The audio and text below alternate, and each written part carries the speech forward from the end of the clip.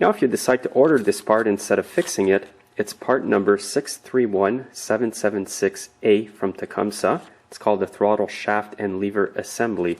They're usually around $10, and if yours is in too bad a shape, then just get a new one. Now before I reinstall the shaft, I'm going to clean off the corrosion in here with a 400 grit emery sandpaper. It's the dark stuff.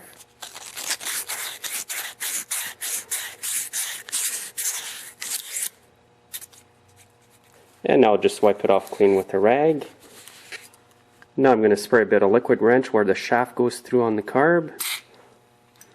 I'll just make it smoother going in. Now you want to reinsert the spring on the shaft, and remember it goes up in this position here, and the small hook here will grab on this part of the mechanism. And now reinsert the shaft in the carburetor. You want this part to be on this side of the screw, and you want the spring to go right down in here. So now I'm going to squeeze the spring forward and push down at the same time. And you want the shaft to come back like this. Now I'm going to line up the butterfly again in the carburetor, and as you see here, you can tell where it was previously. It's going to go in like this and line up the holes over here. You may have to move the shaft on top to do this properly. Now I'm going to put a bit of Loctite on the screw that holds that butterfly. You don't need much.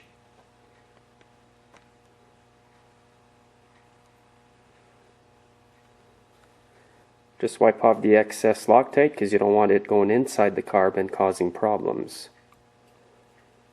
Now reach in, install the screw, and I'll do some minor adjustments to the butterfly once that the screw is on partially. The best way to do this is if you align the old marks properly. Like you can see the mark where the screw was, so if you line everything up the same, then it should be as good as before. If the butterfly isn't aligned properly in there, it could be hard to set the idle speed on your machine. In this case, I had to take the butterfly off again and put the little notch here on that side of the carb, and now as you can see it shuts real tight. If it shuts and there's a huge gap here, your engine may over rev at idle. And remember that it's normal sometimes as well to have a small gap, depending on how far this screw here is adjusted. So we'll know how good it is when it's back on the machine and started. And I'm going to show you how to reinstall the manifold. You want the manifold in this position here, the carburetor in this position, line up the holes, insert the screw in there, then install the nuts. And now install the nut on this side. Don't tighten it up yet, just put this one in first. On this side here, it may be easier to just hold the nut and screw it in. Just going to snug it here, and then snug the other side. And I'll tighten up both screws. This is just so that the manifold goes on evenly. If it's not on evenly and there's a gap in here, your engine's not going to run properly because it's going to be sucking in air. And now before I reinstall the carb, I'm going to show you how to replace this bracket here that was broken when I took it off. All you need is a 1/4 inch nut driver. Take the old bracket off. And this is what the bracket will look like, and it's part number 37659 from Tecumseh.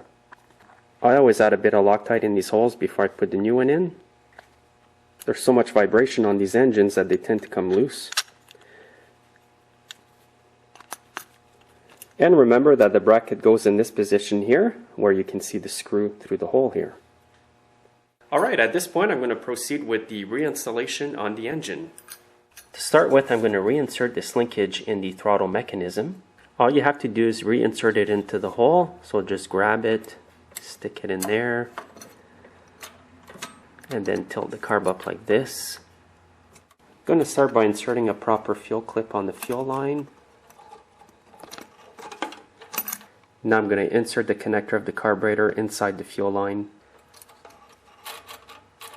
And now I'm going to grab the fuel clip and bring it back near the carburetor. Make sure it's on there nice and tight. Now what you need to do is grab the carb, bring it over to the holes over here where the manifold bolts on. And now reinstall the bolts. and they are at Torx number 30. And you want to make sure you put this on evenly, so just snug this one first and then tighten up this one.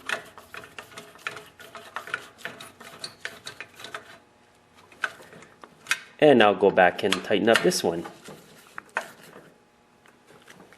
And now don't forget to install the primer line. What I always do is cut about 1/4 inch off of it, just so it goes back in tighter. Now check the throttle lever to make sure everything's working good. And the parts are all moving properly. Now I'm going to lubricate all the moving parts by spraying some liquid wrench on them. I want to make sure that the whole throttle mechanism is well lubricated. The choke knob, throttle lever over here, the governor arm over here. And now everything should be a lot smoother.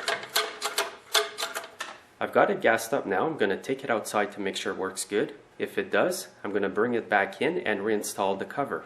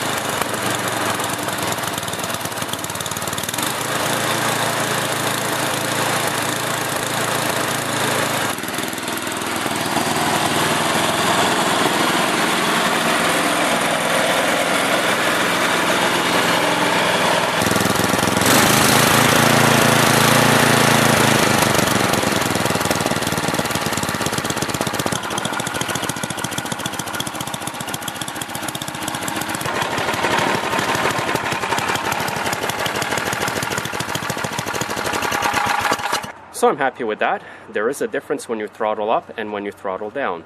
Now I'm going to take it in the shop and finish putting back the rest of the parts on. Now grab your cover.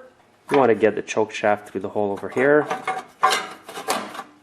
Now I'm going to line up the holes here with the bracket on the carburetor and install the 2 Phillips screws.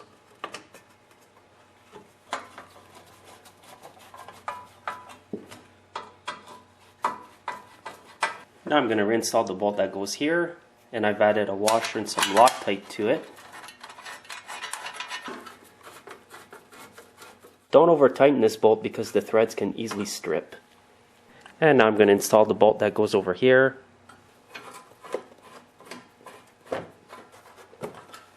Now I'm going to reinstall the choke knob by lining up the notch here to the shaft.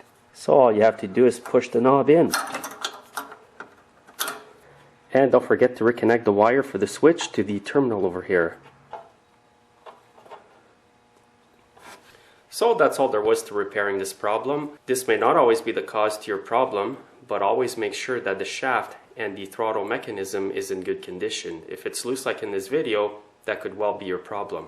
And before I leave off, I encourage you to share your experiences in fixing your snowblower with a similar problem. I'm sure that all the other YouTubers will appreciate that as well. Just post your comments under this video. Thanks for watching, and we'll see you next time.